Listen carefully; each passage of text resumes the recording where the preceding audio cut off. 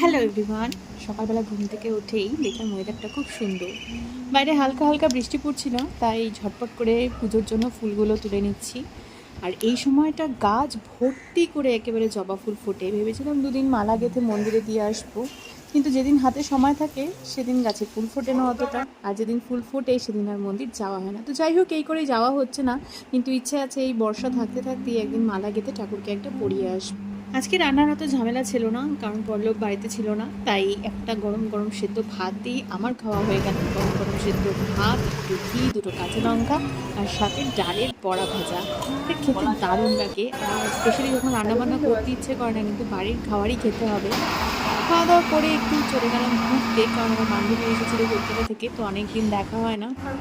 কোথাও ঘুরতে যাওয়া মানে এই গরমে অন্য কিচ্ছু খেতে ইচ্ছে করছে না, তাই 2 কাপ কোল্ড কফি খেয়ে নিয়েছি।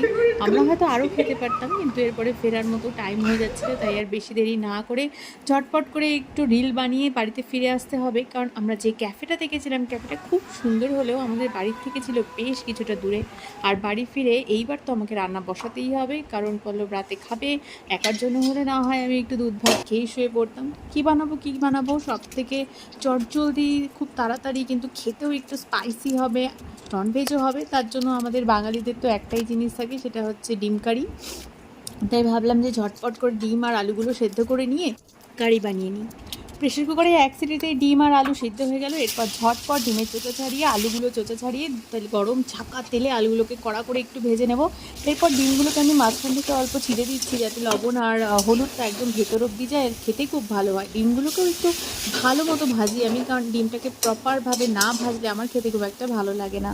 একটু পেঁয়াজ বাটা, আদা বাটা, রসুন বাটা দিয়ে, হলুদ দিয়ে, তার মধ্যে মশলা কষিয়ে, যেহেতু আমরা শুকনো লঙ্কার গুঁড়ো খাই না, তাই কাঁচা লঙ্কাটাকেই পেস্ট করে ভালো করে কষিয়ে নিয়ে এর মধ্যে এবার একটু গরম জল ঢেলে দিলাম। ব্যাস, এইবার ঝোল ফুটে উঠলেই ঢেলে দেবো এর মধ্যে আমি ডিম আর আলুগুলো।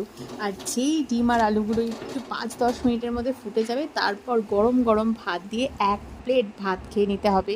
তো ভাবলাম ভাতটা হওয়ার আগে আমি একটু ফ্রেশ হয়ে আসি, কারণ স্নান করে আরাম করে ঠান্ডা ঠান্ডা শরীরটা নিয়ে খাবো। এই ভাবনা সেই কাজ। আর খেতে খেতে একটু আমার টিভি না দেখলে হয় না। তো আজকের মতো ভিডিওটা এখানেই শেষ করছি। দেখা হবে নেক্সট ভিডিওতে।